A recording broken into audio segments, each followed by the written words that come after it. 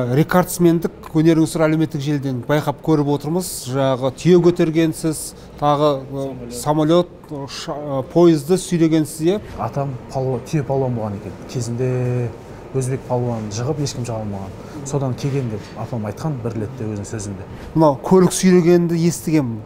Бірақ ұшақ сүйреген, поезд сүйреген деген тіпті таңғаларлық дүние ғой. Сүйреп жатыр, соның өзінде мен тормозымен 30 см жылжытып жібердім. Сол жердегі рекордсмендер кісілер бәрі фиксировать етті. Таңғалды ол кісілер, қалайша деп.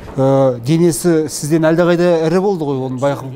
Иә, мен алғаш жекпе-жек осындай жарияланды деген кезде, әй, осы жеңіске жету қиын болады деп күмәнданған болды. Мен мазақ қылды, Бораттың елісің сен, бүкіл иранецтер менің инста парақшама жауап жасап мазақ қылды. Сосын күтіп жүрдік, карантин болды. Осы уақытта уақыт болып қалды, Дубайға мені шақырды. Және мен барған кезде маған келісімшартқа қол қойғызып алды. Қорқытып, алдап мені.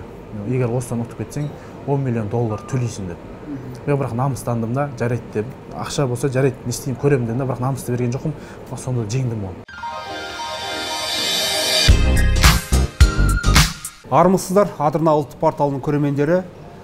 Бүгін бізде қонақта рекордсмен, қолғапсыз жекпе-жекте, мынау үлкен әлемдік деңгейде өзінің өнер көрсетіп, өзіндік ізін қалдырып жүрген азамат Алмат Жұманов. Қош келдіңіз, Алмат. Енді өзіңіздің рекордсмендік өнеріңізді әлеуметтік желіден байқап көріп отырмыз. Жағы түйе көтергенсіз, тағы самолет, поезды сүйрегенсіз. Поездың енді бұл алып күш қуат өзі қалай, өзі туа бітті ма, әлде дамытудың нәтижесінде ме, өзіңізді қалай болған? Апамның естуі бойынша менің атам түйе палуан болған екен. Кезінде өзбек палуан жығып, ешкім жаға алмаған. Содан келген деп апам айтқан бір ретте өзінің сөзінде. Өзі туа бітті не? Туа біткен. Өзім бір жағынан... Аталарынан бар ғой енді. Аталарынан бар. Өзім бір жағынан 2-ші класстан бастап осындай ауыр темірді көтеріп, папамның көлігін ары бері итеріп, өзім қызығатым сондай ауыр нәрсе жылжытуға, темір көтеріп, кішкентайымнан. Ал өзіңіз енді қай жердің тумасысыз? Өзбекстан? Алматыда, әкешім Өзбекстаннан келген. Өзбекстаннан келген, Өзбекстан қазағы деп айтуға болады ғой. Оралман деп па, қандастар деп па. Енді атаңыз туралы айтып өтіңізші, сол жағы атаңыздың қандай қасиеттері болды, ерекше бір күш қуат иесі деп айтып жатыр. Атам малшы болған ғой негізі. Қой бағып, көп сөйлемейтін не кісі болған, бірақ күштің иесі болған. Қарақшы иесі болған. Күштің иесі болған. Адамдарға көп сөйлемейді, сөйлеген адамды нетіп жіберетін ашу болған бір жағынан. Сол кезде сол заманда бір жарыс болған екен. Сол кезде өзбек палуанның жан-жақтан да қырғыз бәрі жеңе алмай жатқан кезде осы кісіге айтқан, бәрі есіне түсіп, осы кісіні шақырып келіп, сол кезде бір немен ғана құлатқан, сол кезде аты шығып кеткен екен. Сол кезде жаңағы түйені арқалап үйіне қайтқан еще.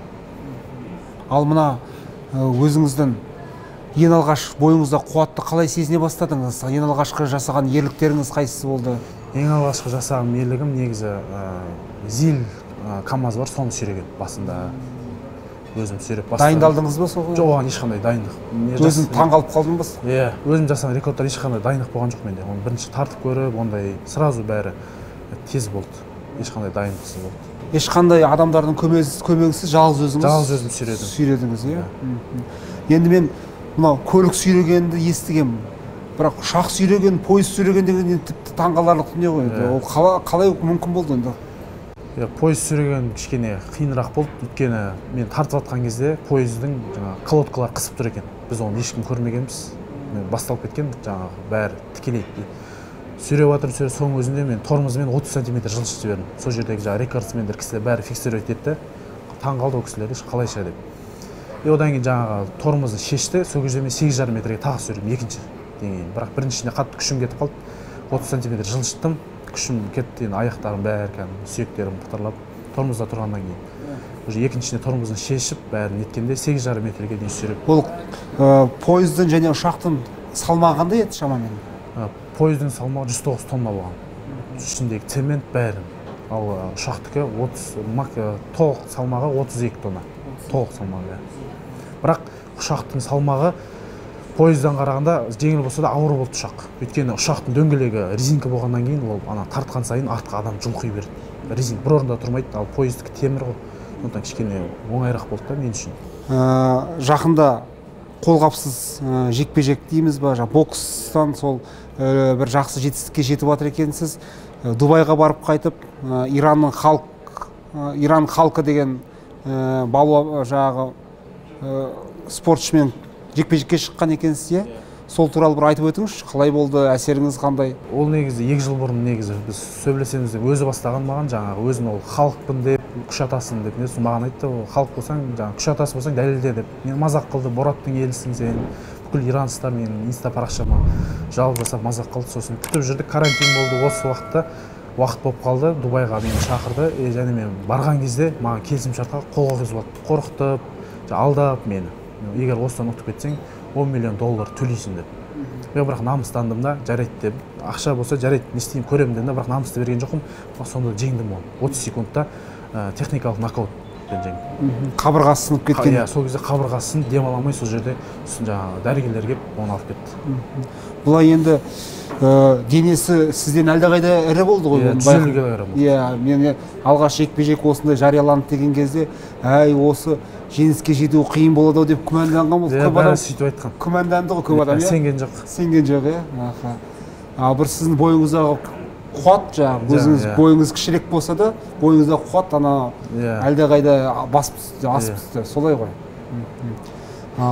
Соның нәтижесі қалай болып жатыр енді? Әрі қарай нәтижесі бар ма? Сол соғыстым, қабырғасы сынды, сол жерде Нельсон деген американдық промоушнның менеджменті бар.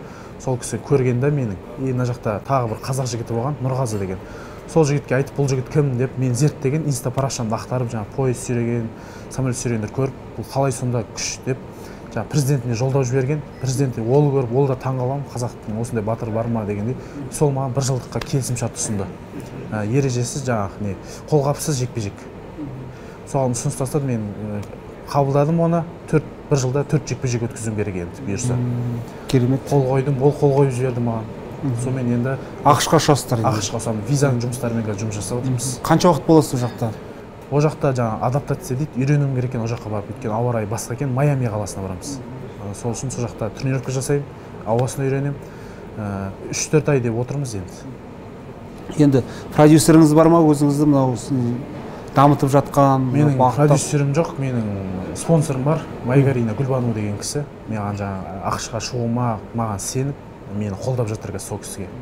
Сол кісіге рахмет айтамын, мен үшін көп нәрсе істеп жатыр сол кісі. Ал енді біреу мысалы үшін сізге продюсер боламын, осы дамытамын, сізді жарнамалаймын, жан-жақты ұйымдастырамын деген ниет танытса, келісуіңіз мүмкін ба? Келісу мүмкін, келісімшартпен жұмыс жасай береміз. Жұмыс жасауға ниеттісіз, өйткені заманның талабы сол, сіз жұмыспен айналысасыз, шығармашылықпен, спортпен айналысасыз, ал сіздің дамуыңызды, ақпарат құралдарына шығуыңыз бәрін басқа бір азаматтар өзі жүргізеді. Былайша айтқан кезде алдыға қандай жоспарлар қойып отырсың енді? Ниетің қандай? Осы неден бөлек ақштан кейін ары қарай тағы көз алдына 5-10 жылды қалай елестетесің өзіңде? Мен 5-10 жылда мен әлемдік деңгейге шыққым келеді тағы да.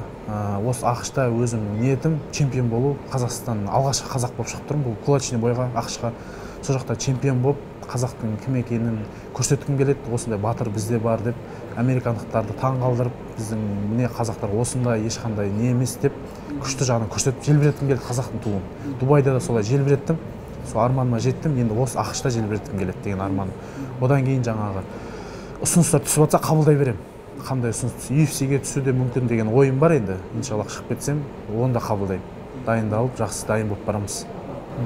Енді жеке басына келсек, қазақтың салт дәстүрі, ұлттық құндылықтары туралы хабарың бар ма? Оларға қалай қарайсың?